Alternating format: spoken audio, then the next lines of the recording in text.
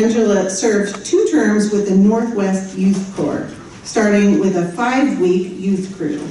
And then in her 2nd term, as part of an 8-week Native American Conservation Corps program, she served as an inspiration and role model for her fellow crew members.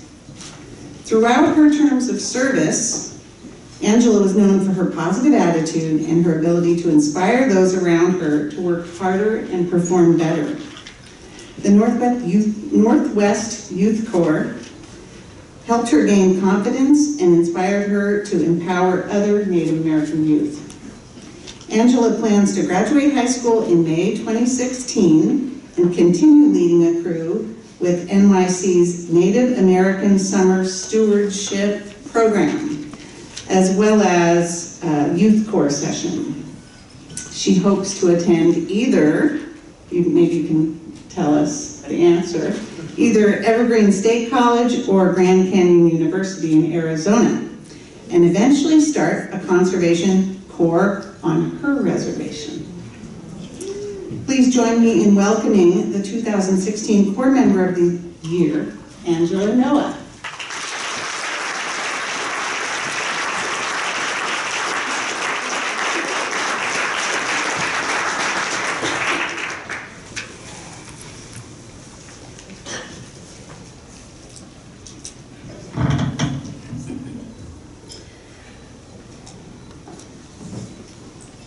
Dagode, I greet you in my native language with the term for hello. I also greet you all with honor, love, and respect. I would like to first start off by thanking the Corps Network for the amazing work they do. Also Northwest Youth Corps for allowing me to represent the amazing impact they've had on my life. Thank you to my family, Chimola Indian School, and most importantly to God for giving me hope for my life. Now I will tell my story. I ask that you do not pity me, but see the beauty of it all. My name is Angela Noah. I am 19 years old and am an enrolled member of the White Mountain Apache tribe. I grew up on the Fort Apache Indian Reservation in civic, Arizona, but was born in Tallahena, Oklahoma. My parents are Geneva and Ronald Jose. I am the eldest of 6 children. My childhood was filled with great friends, barefoot races down our street, the best birthday parties, and loving parents. I was very involved with my community at a young age. I participated in school pageants and won a couple titles. This made my connection to the community and I felt important. I enjoyed contributing myself and my life as a child. However, the day I saw my father beat my mother, I then realized how harsh life could be. My parents were divorced and we moved back to Oklahoma. A couple years later, my mother remarried. We then moved back to Arizona. We spent a lot of time transitioning, but it was mostly my mother running away from fear. In Arizona, I started at high school on my reservation. My sophomore year was the hardest. My mother's new marriage was a constant roller coaster, and as she and her husband both struggled with drugs and alcohol. To cope with their fights, I wrote in my journal, sang in a church choir, and became involved in school. School was the one place I felt safe. The elders in my town always emphasized how education would help me. I took in their words and believed that education would help. During the hardest times, I knew education would prevent my life from being tragic. When we were homeless and lived out of a van, I knew education would give me a nice home. When I saw drunks passed out on the side of the roads, and when I crossed a playground in my community that was littered with busted liquor bottles, I knew that if I stuck with education, I wouldn't end up like them. I would spend the rest of my life exploring the world. It seems, though, that what we desire does not always come easily. This I realized when trying to obtain my diploma became a struggle. The first conflict I encountered was when my best friend hanged himself from the tree in his front yard. I became depressed and didn't have the strength to go to school. Guilt ate at me because the night he killed himself, he tried to call me and I hung up. Within that same time period, my parents split for 2 months. During those 2 months, I was withdrawn from school. My mother didn't want to live in a small town, so we moved back to Oklahoma. There, I struggled with the new school and the guilt that I may have caused Julion's death. Everything changed, however, when I encountered hope. A church group in our school invited me to a revival. I went and my faith was strengthened. I asked God to help me forgive myself, my parents, and to help restore my family.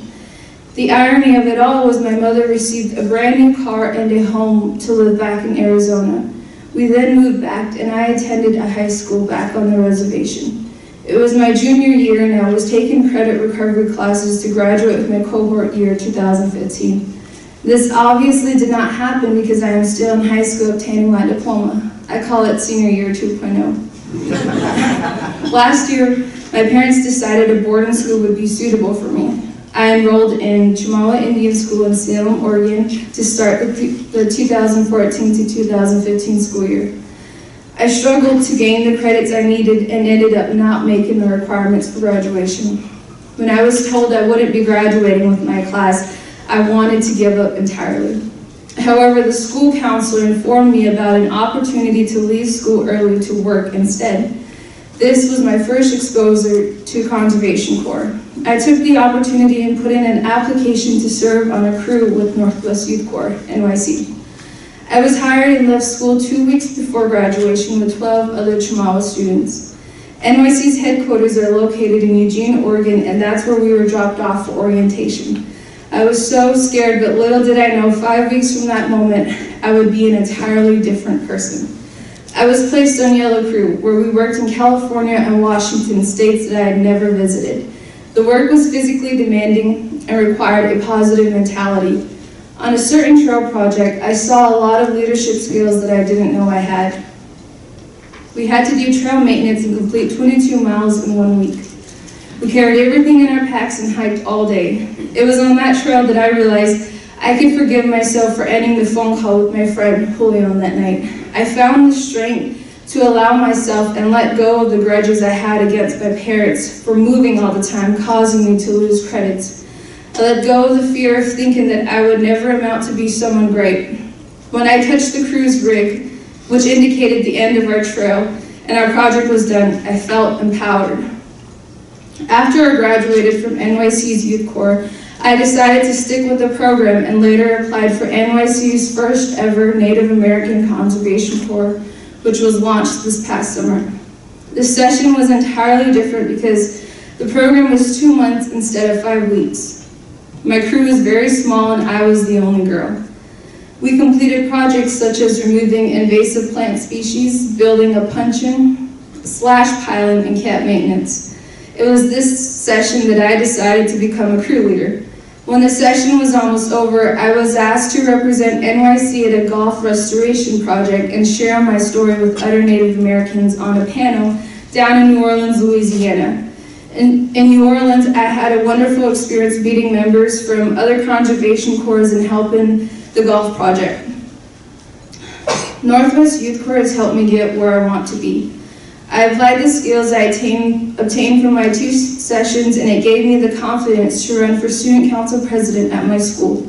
I also started a documentary film project about the super seniors at Chemawa pursuing their diplomas.